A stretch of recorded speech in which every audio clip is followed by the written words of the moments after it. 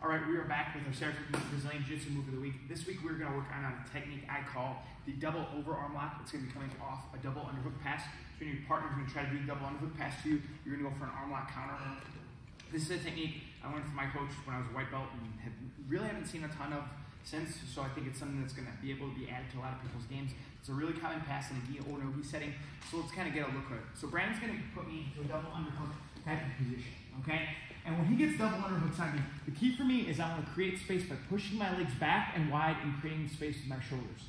So he wants to stack me up here and put weight on my shoulders. So what I want to do is start pushing my legs back and wide and trying to separate his hands. If I can get here, it's already going to be harder for him to do the double under pass. But again, he's going to be able to keep trying to restack and put pressure on me. So what I'm going to do is I'm going to try to get my feet to the hips and bring my feet inside. This is a great spot now because he can't lift me and he kind of locks him in place. As we're here, I'm going to control wrists. I'm going to control both wrists and then I'm going to create an angle. Okay, I can go either side. And what I want to do is as I decide which side I want to go to, I'm going to take my opposite leg and come across. So my right leg's going to come across the body. I'm going to turn my body here. I'm going to put my right leg to the outside of his left hip. As soon as this happens, I'll let go on the far side. I'm going to come and check his shoulder and head. I'll now extend my leg and locking in the shoulder lock. I'm basically doing Americana on his arm using my leg and head. Okay?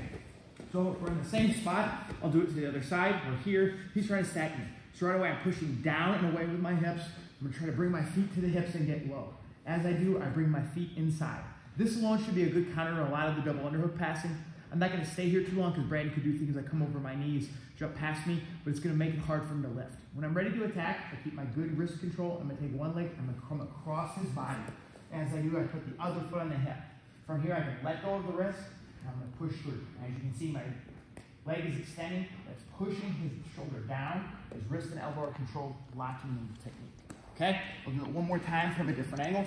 So as we're here, Brandon has me in my double unders. And again, I don't want to be lifted, so I'm pushing down and away. I'm locking my shoulders and controlling his wrist. As I come inside, I put my hooks here.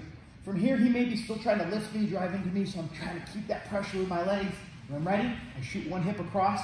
I create an angle with my body. I let go of the far side. I like to cup this shoulder and head to push him away. And then all I'm going to do is extend this leg out. That's going to control a lot of pressure on the shoulder and elbow, and that's going to lock in the Americana. Okay?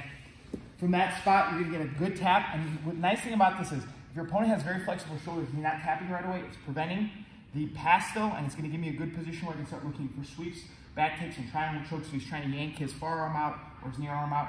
So it's going to give me a lot of options, but this is going to be our basic starting point. So again, that's what we call the double over arm lock. I hope you enjoy it. Like, subscribe, and share, and we will see you next week.